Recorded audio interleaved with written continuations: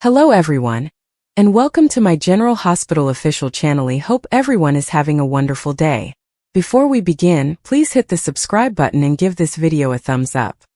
The week in Port Charles begins with tension in the air, as Monday, October 6, 2025, opens with the fallout from several explosive revelations.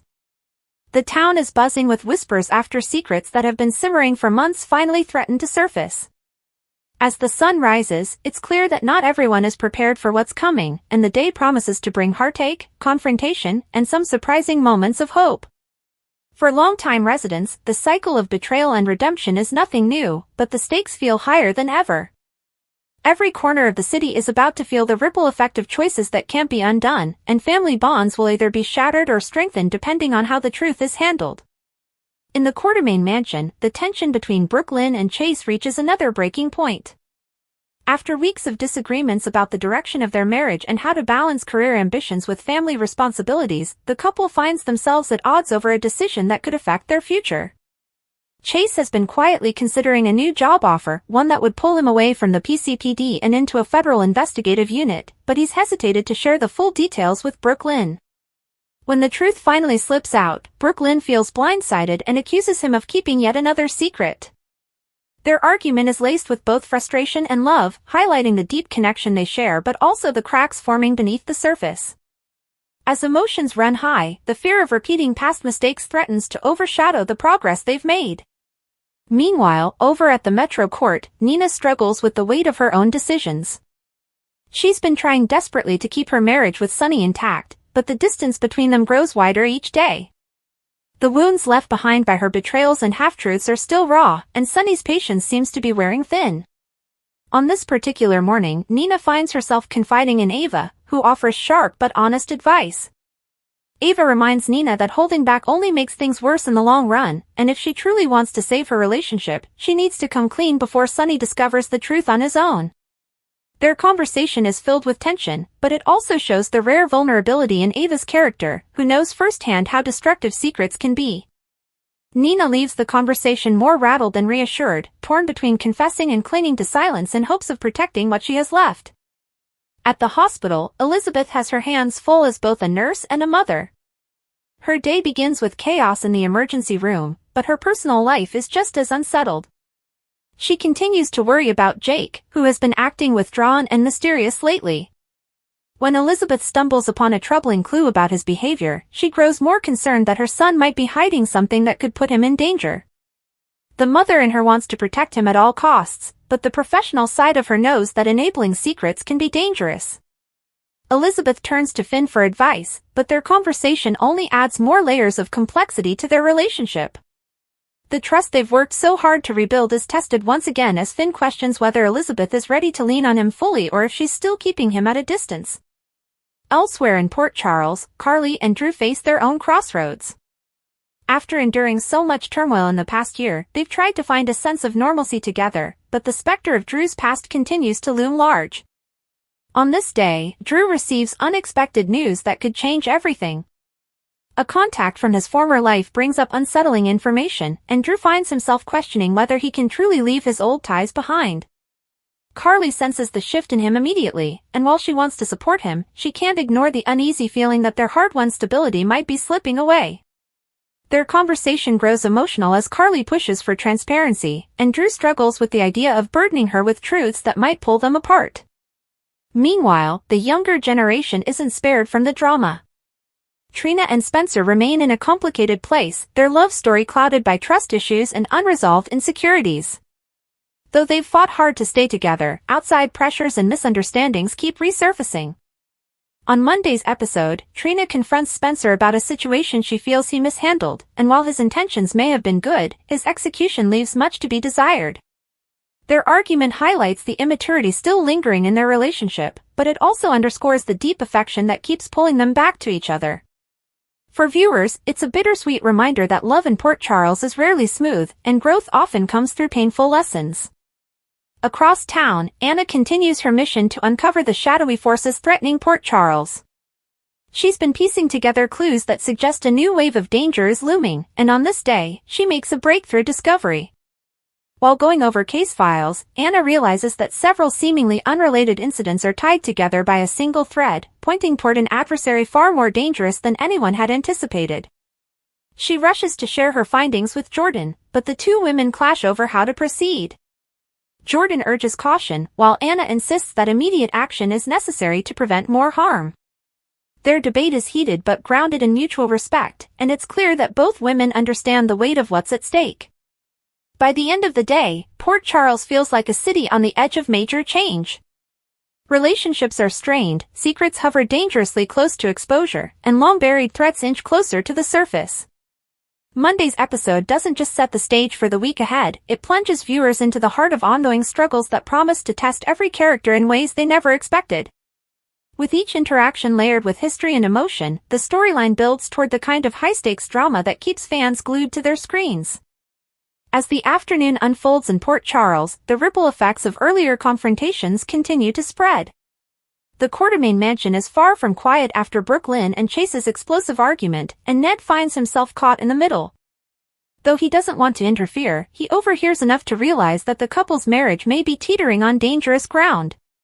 For Ned, it stirs up his own regrets and experiences of letting ambition come between him and the people he loves. In a rare moment of vulnerability, Ned gently approaches Brooklyn to offer his perspective. While his words come from a place of genuine care, Brooklyn isn't ready to hear them, brushing him off with frustration. Later, however, she's left alone to reflect on what he said, and viewers can see the wheels turning as she begins to question whether her fear of losing Chase is blinding her to the compromises marriage requires. At the Metro Court, Sonny and Dex engage in a tense discussion that underscores the fragile state of Sonny's world. Dex has been loyal, but his loyalty has been tested more than once, and Sonny senses the undercurrents of doubt. When a new threat surfaces in the form of unsettling intel about a rival organization, Sonny's protective instincts kick in immediately. He instructs Dex to dig deeper, warning him that they can't afford to underestimate what's coming. The conversation is a sharp reminder of the world Sonny inhabits: danger is never far away, and betrayal is always possible. Dex tries to reassure Sonny that he's fully committed, but there's a flicker of hesitation in his eyes, hinting at unresolved doubts that could eventually explode in the worst way. Meanwhile, Ava finds herself entangled in another delicate situation when she crosses paths with Jocelyn. Their interaction starts civil enough, but Ava can't resist offering unsolicited advice about Jocelyn's relationship choices. Jocelyn, however, isn't in the mood for guidance, especially from someone she views as having a complicated moral compass. The exchange quickly escalates into a fiery back-and-forth, showcasing Jocelyn's growing independence and Ava's knack for pushing buttons. Beneath the surface, though, Ava's words come from a place of genuine concern. She's seen too much not to want to warn Jocelyn. Still, Jocelyn storms off, leaving Ava unsettled and perhaps regretting how she handled the moment. It's a reminder that in Port Charles, even well-meaning advice often backfires. At the hospital, Finn continues to worry about Elizabeth's state of mind.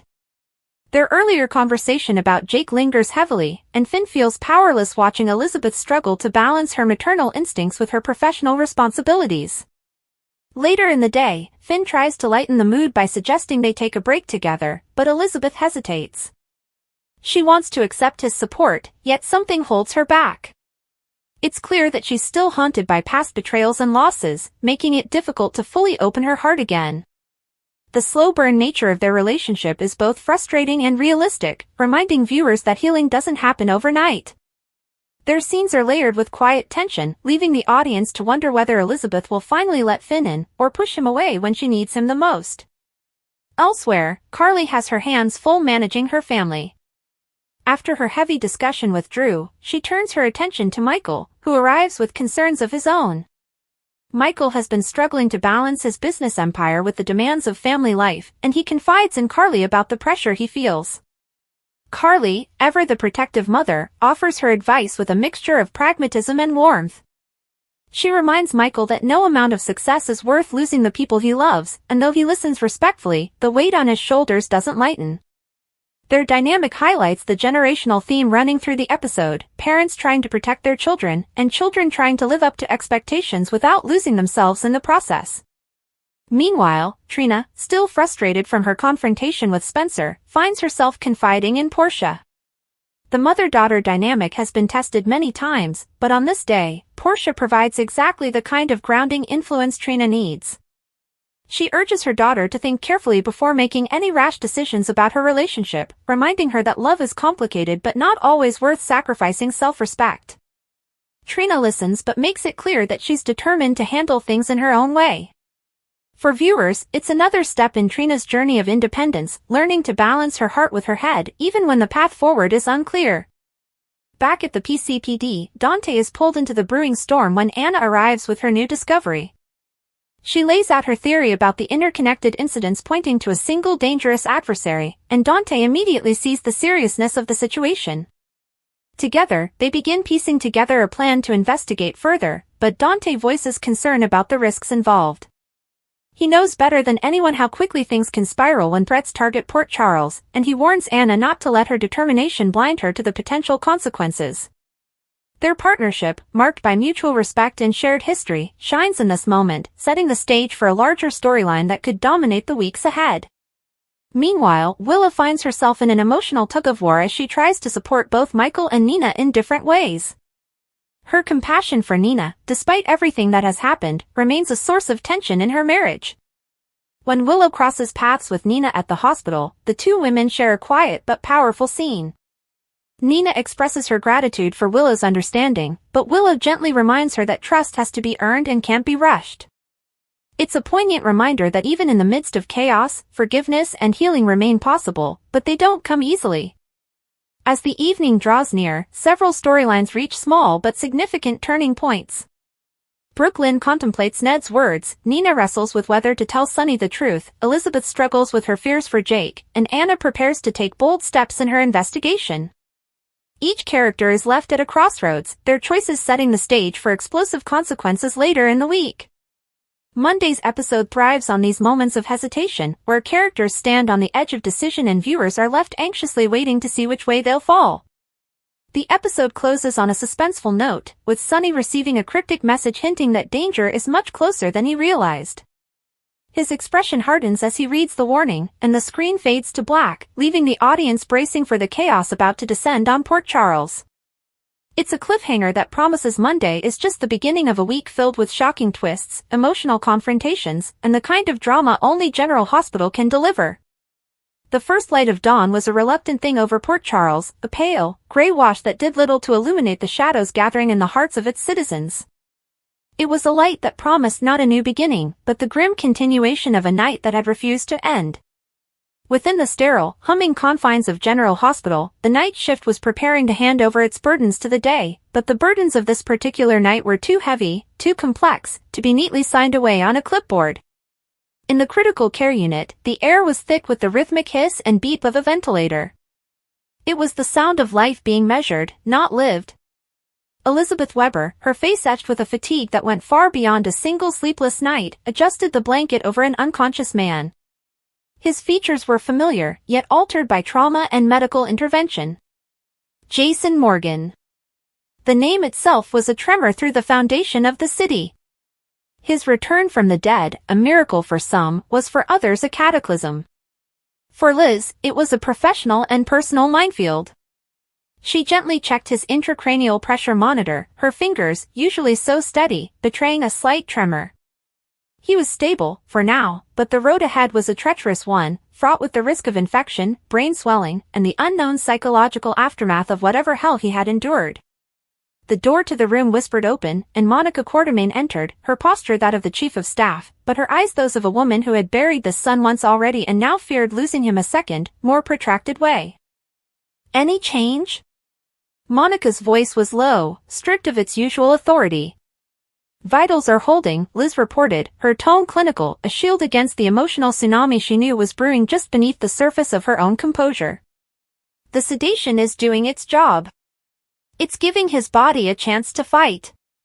But Monica, the extent of the internal injuries, it's a waiting game. Monica moved to the bedside, her hand covering Jason's where it lay limp on the sheet. He's a fighter. He's always been a fighter. She looked at Liz, a silent understanding passing between them. They were both bound to this man, by history, by love, by a shared, complicated past. And Sam? Has she been in? Briefly, last night. She's processing. It's a lot for her, for the children. Liz hesitated, choosing her words with care. And then there's the other matter. The other matter was, of course, Dante Falconeri. Down the hall, in a private room that felt more like a gilded cage, Dante was wrestling with a different kind of trauma. The physical wounds from the confrontation at the warehouse were healing, but the psychic scar left by Jason's reemergence was a festering thing. He sat on the edge of his bed, dressed in street clothes, his discharge papers a crumpled ball in his fist. His father, Sonny Corinthos, stood by the window, his back to the room, staring out at the waking city. The tension between them was a physical entity, a third person in the room sucking all the oxygen out of it. You can't just walk out of here and go after him, Dante. Sonny's voice was calm, but it was the dangerous calm of a tightly leashed storm. It's not that simple. Isn't it? Dante shot back, his voice tight with a raw, barely controlled fury. He's alive, Dad. Jason Morgan is alive. After all this time. After we mourned him. After Lila lost her uncle. After Sam, after everything. And you knew. You knew and you said nothing. The accusation hung in the air, sharp and lethal. Sonny turned slowly, his dark eyes meeting his son's. The guilt was there, a shadow behind the pragmatism. I did what I had to do to protect him. To protect this family. What family? Dante laughed, a harsh, brittle sound. Your family? Or his? Because from where I'm standing, the two seem to be mutually exclusive. He was my target. My responsibility. And you let me believe I had failed. You let me carry that. He tapped his chest, right over his heart. You let me live with the weight of having killed a man who was, according to you, my brother in all but blood. And it was a lie. All of it. It was necessary, Sonny repeated, the words sounding hollow even to him. The people who took him, they would have come for all of us if they knew he was alive. It was a protection detail for the entire organization. The organization, Dante spat the word. Always the organization. Where does it end, Dad? What line won't you cross for it? Lying to your own son? Letting him think he's a murderer? He stood up, wincing slightly at the pull of his stitches. Well, the secret's out now. And the first thing I'm going to do as a detective of the PCPD is go down to that room and read Jason Morgan his rights. He's in a coma, Dante, Sonny said, his voice dropping to a warning growl. What are you going to do, cuff him to the bed rail? If I have to, Dante said, his jaw set in a way that was so like his father's it was terrifying. He doesn't get a pass because he's a medical miracle. He's a criminal.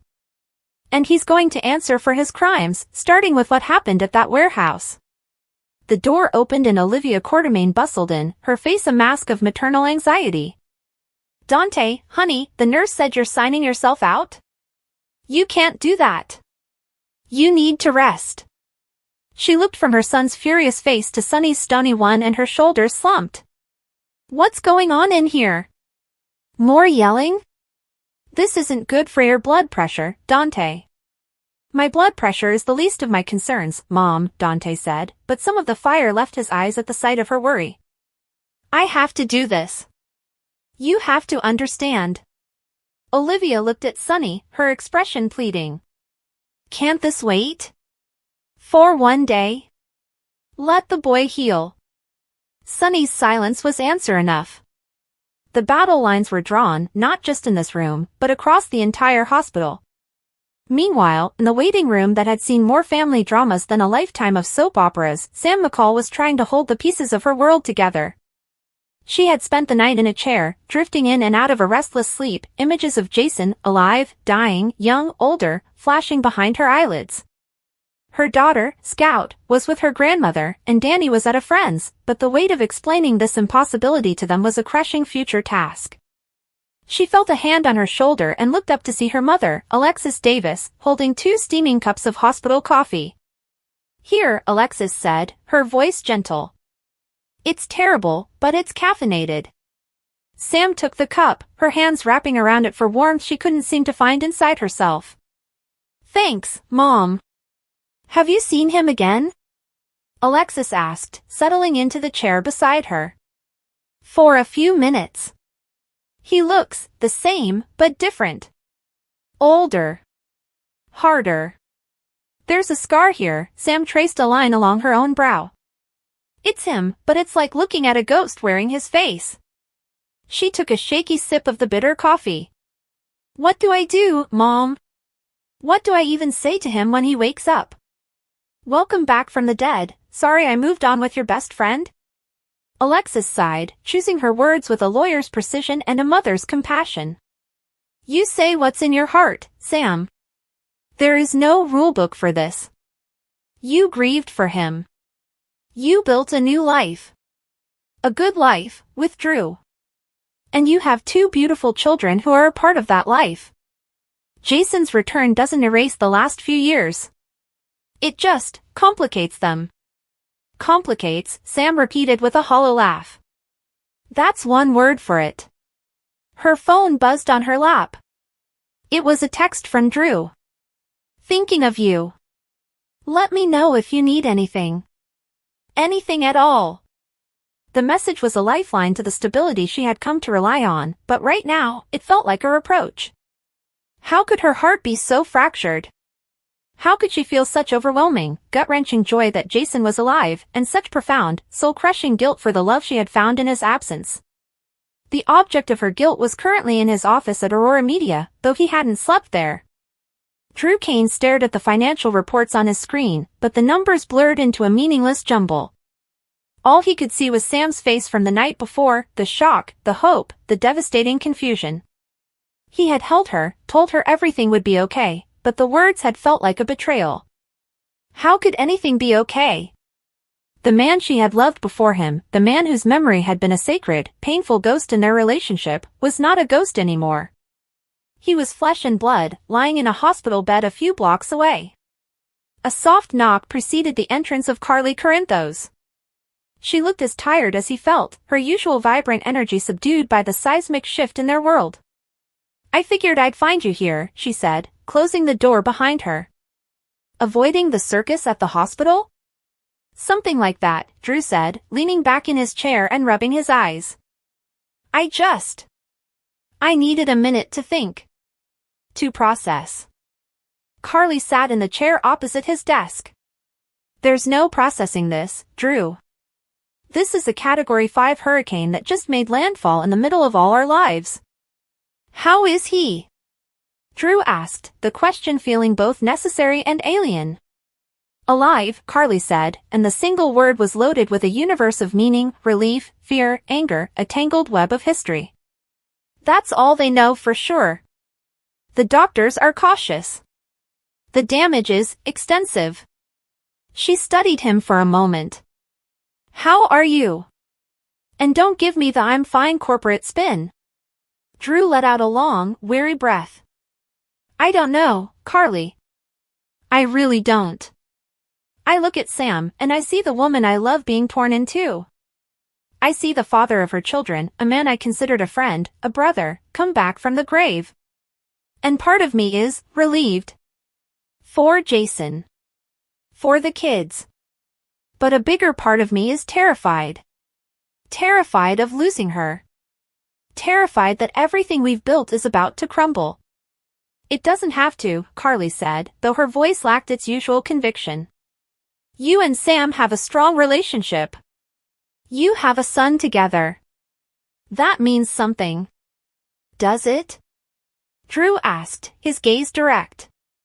You of all people know what the bond between Sam and Jason was like. It was legendary. It survived amnesia, other marriages, death itself, apparently. How am I supposed to compete with a legend? You don't compete, Carly stated firmly. You be Drew. You be the man who was there for her when Jason wasn't. The man who helped her heal. The man who is the father of her child. That's your ground. Stand on it. Before Drew could respond, his phone rang. He glanced at the screen, his expression hardening. "It's the SEC. Again." He answered, his voice shifting into a cool, professional tone. "Drew Kane." He listened for a moment, his knuckles whitening as he gripped the phone. "Yes, I'm aware of the ongoing investigation. My legal team has provided all requested documentation regarding the Aurora acquisition." Another pause. "A new development? What kind of development?" His eyes met Carly's, and the worry in them deepened. "I see. Tomorrow at 10. I'll be there." He ended the call and let the phone drop to the desk with a clatter. "What was that?" Carly asked, leaning forward. "They've unearthed new evidence pertaining to the financials from the time of my absence." He didn't need to elaborate.